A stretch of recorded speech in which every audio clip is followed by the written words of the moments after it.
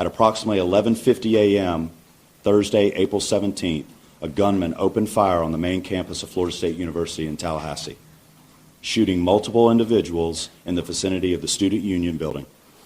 FSU police responded immediately, engaged, neutralized, and apprehended the shooter. 2 victims of deceased are deceased, and 5 individuals have been transported to a local hospital with gunshot wounds. The shooter has also been transported to a local hospital. The 2 deceased are not students. The shooter is believed to be a current FSU student. The shooter is 20-year-old Phoenix Eichner, and he's the son of a Leon County Sheriff deputy. Our Deputy Eichner, has been with the Leon County Sheriff's Office for over 18 years. She has a tremendous job that she's done. Her service to this community has been exceptional. Unfortunately, her son had access to one of her weapons, and that was one of the weapons that was found at the scene. And we are continuing that investigation into how that weapon was used and what other weapons perhaps he may have had access to. The alleged shooter was also a long-standing member of the Leon County Sheriff's Office Citizen Advisory or Youth Advisory Council. So he has been steeped in the Leon County Sheriff's Office family, engaged in a number of training programs that we have. So it's not a surprise to us that he had access to weapons. This event is tragic in more ways than you people in the audience could ever fathom from a law enforcement perspective. But I will tell you this, we will make sure that we do everything we can to prosecute. We will do a thorough investigation to look at all aspects of it. There's no cause right now that we're aware of that require her to be placed on any kind of suspension or otherwise. This is a tragic day for Florida State University. We're absolutely heartbroken by the violence that occurred on our campus earlier today. 2 have died. 5 other innocents are being treated for their injuries. We're working to support the victims, their families, and everyone affected by this traumatic event. So thank you very much.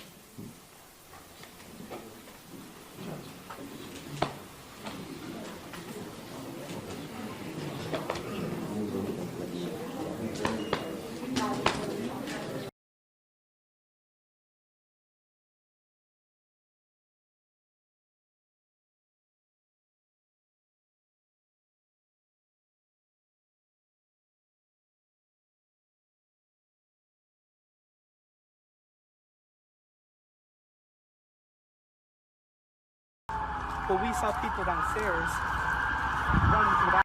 All of a sudden, as we were sitting in the bowling alley, we just see people running, like all at once, and running towards bathrooms, running towards like wherever they could go.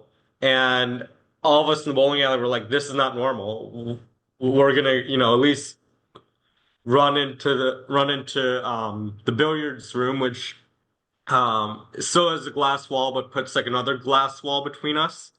And then just until we figure out what's going on, and then it was within a minute, I think, that we got the alert that there was an active shooter in the union. I don't think it's all set in yet. I think I'm still there's adrenaline, there's unknown of what just happened. But I think as things start to wind themselves down, and I think the Florida State community is very strong. We have a very strong alumni network. We have a very strong group of students, of faculty.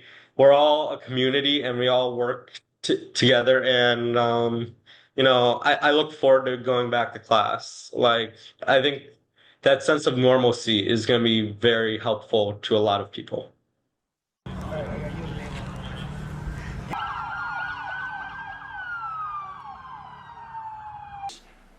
In a boat to fish, There are now 2 deceased following that shooting at Florida State University. Following and amid that, is there any changes that you want to see to gun legislation? Anything you see broken with gun laws in our Well, I'm country? going to have to, look, I'm a big advocate of the Second Amendment. I have been from the beginning. I protected it. And these things are terrible. But the gun doesn't do the shooting. The people do. It's, you know, a phrase that's used probably too often. I will tell you that it's a shame. I'm just hearing about it now. I just hear about it. I know the area very well. I know the school very well. I know everything about it. It's Florida. And we'll have more to say about it later. I have What to do see you what mean when you happens. say there will be more to say about it? Only in terms of what happened. As far as legislation is concerned, this has been going on for a long time. I have an obligation to protect the Second Amendment. I ran on the Second Amendment, among many other things, and I will always protect the Second Amendment.